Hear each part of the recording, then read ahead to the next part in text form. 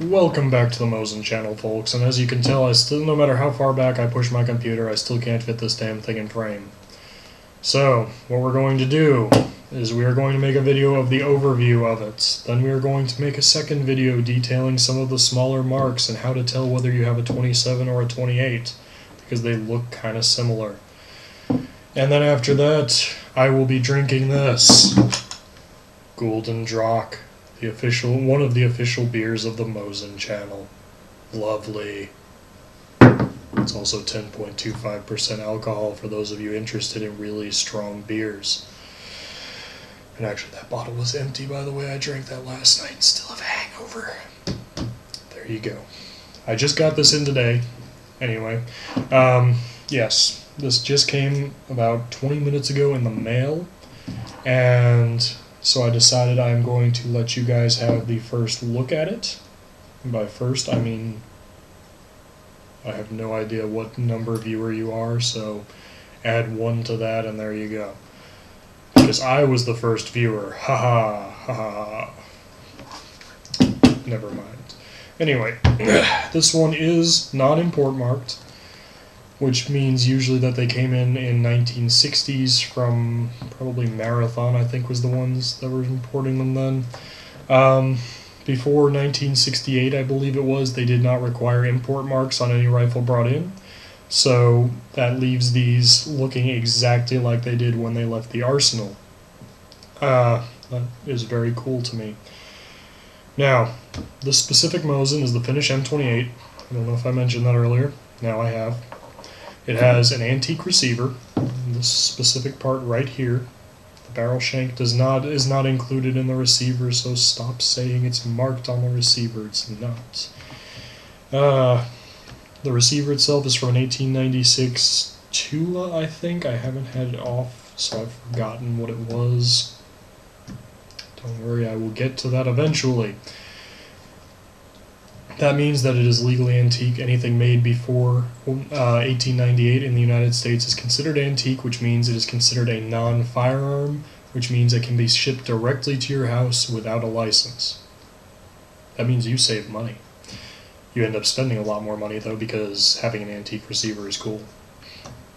Now, the basics of the M28 design are, it's basically an accurized, shortened version of the M27. Now, for those of you that don't know, welcome to Finnish Mosins, by the way. Sorry, there's grease in there and it's annoying me. The Finnish Mosin basically started with the M91. In 1917, Finland broke from Russia during the Bolshevik Revolution. While Russia was turning communist, Finland said, okay, we're out of here, and left the empire. Now, and of course the empire crumbled in 1917 as well, and Russia became communist. Very much like California. Only it had an empire to begin with. That's right. I went there. Anyway, really bad political satire aside, the Mosin really started with the M91 for Finland. They had a whole bunch of them left over from Russia, so they sat down and they said, okay, let's figure out which ones are usable, which ones aren't. The usable ones were marked with a small SA in a box, which means Suomen Armeija, or Finnish Army. They were put back into storage, and they were left there. The ones that were not suitable for use were stripped down for parts and thrown into storage in case parts broke on the usable M91s. Now, in 1924, Finland approved a new design. Okay, back up a second. It's not a new design. It's the M91, it just has a heavier barrel. It's called the M24, or the 9124 if you're one of those people that wants to put it that way. They approved it, they started production on it, and it worked out pretty well. But in 1927, the Finnish Army said, okay, the 24 is getting a little bit heavy, why don't we replace it with something better? So they approved a shorter variation of it with the same heavy barrel and brand new front sight, brand new stock, new barrel bands, a redesigned trigger group, and they called it the M27. Now, The Finnish Civil Guard looked at the M27 and said, hey, that's cute, but it's still not accurate enough. So they said, all right, let's go back to the drawing board, and they began production on this, the M28. Now the M28, the primary differences are a shorter, heavier barrel, and it's not really perceptibly shorter unless you're holding it next to a 27. You'll see it's just a tiny bit shorter. The rear sight is a little bit different. The M27 had two large ears going right down over this area, and they guided the slider along and protected the base of the rear sight. Now, the 27 on later models has a vastly different forward barrel band that has two large popsicle stick kind of things coming back here and reinforcing it. The reason for that is a little bit disgusting, actually. The reason for that being, if you stabbed someone with M27 bayonets or you shot the bayonet mounted, the bayonet would wiggle around and it would snap the stock right about here. It would snap it clean off. So they decided they were going to put some some popsicle sticks there made out of pure steel, and those reinforced the front end. So if you stabbed someone and their chest started heaving from the pain, it wasn't going to wiggle and break your stock. Yeah, I told you it would be kind of disgusting, but and by the way, this one is wearing a 2830 post-war stock.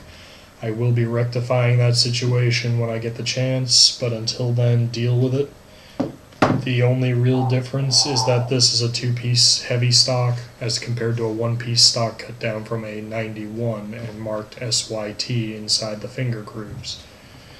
Now, the M27 and the M28 use different bayonets. They can mount each other's bayonets. There's no problem with that. The lug is the same.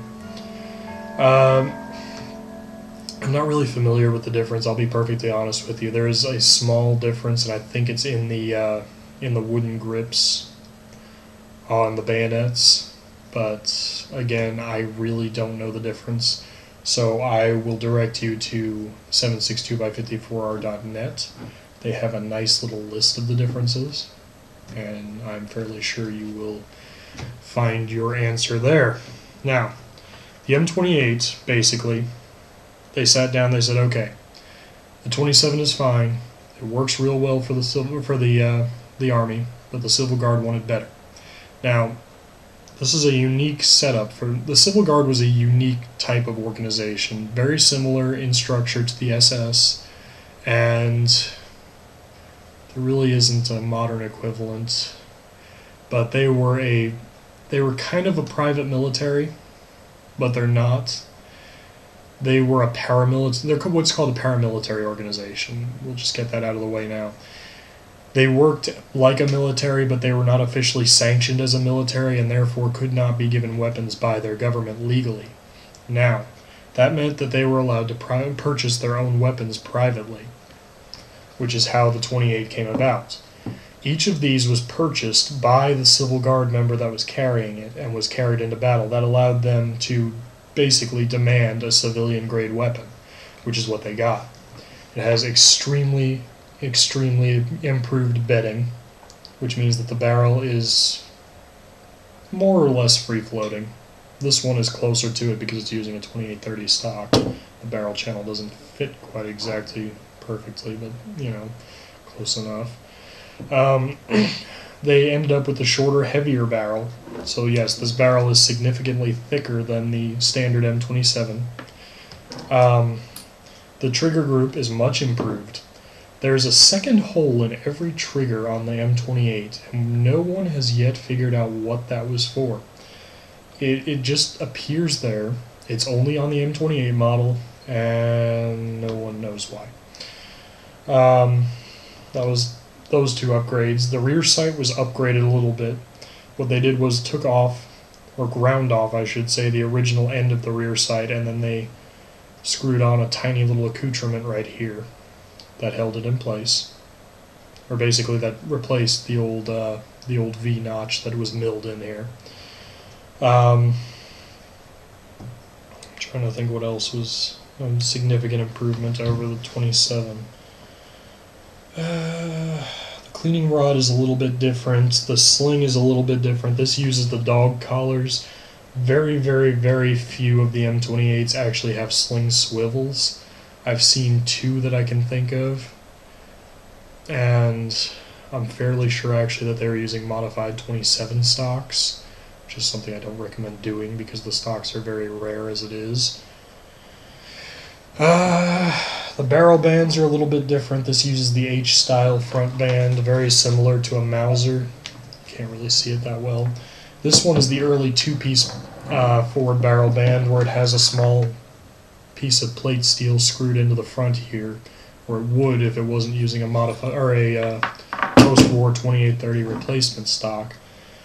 Which again, I will fix that eventually, and then I will try to find a forward plate for it so I can show you what that is. The whole idea basically here was to make a very short, light, and highly accurate infantry rifle. And basically, they went the target rifle route. They bedded the action. They sat here and carefully examined the barrel. They figured out the perfect weight for it. They figured out a perfect length. They came up with these very thick, eared forward sights.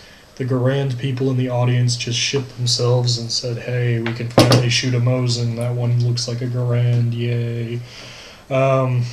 Yeah, the forward sight is very, very Garand-like. If you can shoot a Garand, you can shoot a 28, more or less. If you try to pull the trigger without working the bolt, though, all you're going to do is encounter stiff resistance. Anyway, as you can see, the bolt is very much identical to the original. They did not modify bolts on any of their Mosins except for one. Yeah, I was thinking of the M91 RV for a minute there, but that isn't a modified bolt. That has the same one. They modified the bolts for their M27 RVs, and of course their snipers, but their snipers were never mass-produced. For the most part, Finland just if they used a sniper rifle, it was captured from Russia. And for the most part, they took the scope off because they didn't really like them. They thought that they would be broken in the field very quickly, and they didn't feel like dealing with that hassle. We will talk more about Finnish snipers when I finally get my my replica M39 SOV, which is coming soon. There you go. This was before. Now I should mention, a lot of people have asked me what is the difference between the 28 and the 2830. The difference is the sights and the magazine. Now, the sights on the 28, as you can see, the rear is just pretty much very similar to a standard M91 sight. It's closer to an M27, but it is its own sight. The forward sight is the eared barleycorn style. Now, the 2830 adds 2 set screws to the side of these ears. Those allow you to adjust the front sight for windage. And it also has a much larger flat rear leaf sight. That makes it a much better rifle, actually. The stock, obviously, is the one you're seeing right here. You can see it pretty much looks identical to an M28 stock. Forward barrel band is a one-piece style. It is manufactured by Seiko. The barrel itself is a little bit heavier. Well, maybe not a little bit. It's probably significantly heavier, but I don't have one right now to compare to this. I sold mine years ago. The barrel, of course, is bedded with 2 aluminum pieces, one towards the rear, one towards the front that allows it to float. The action is bedded much better than it is in the 28, which makes it significantly more accurate, and the magazine has a small dimple pressed into it on both sides that helps guide the rounds. Now, what this basically does is stops the rounds from catching each other on the rim, which causes them to go straight down into the magazine and jam the rifle. Those magazines will be marked as HV, which stands for jam free, and I am not going to try to pronounce the Finnish word for that. No. It's basically you have to be having a seizure in order to pronounce that damn word.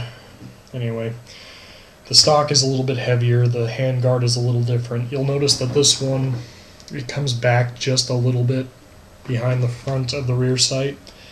That's actually a throwback to the Pattern 2 Dragoon sights, which came back just a little bit.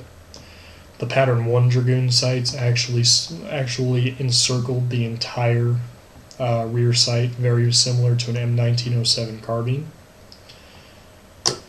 Now, basically, all told, this was supposedly the Finnish rifle the rifle that Simo Häyhä used, or at least that's what a lot of people say it is.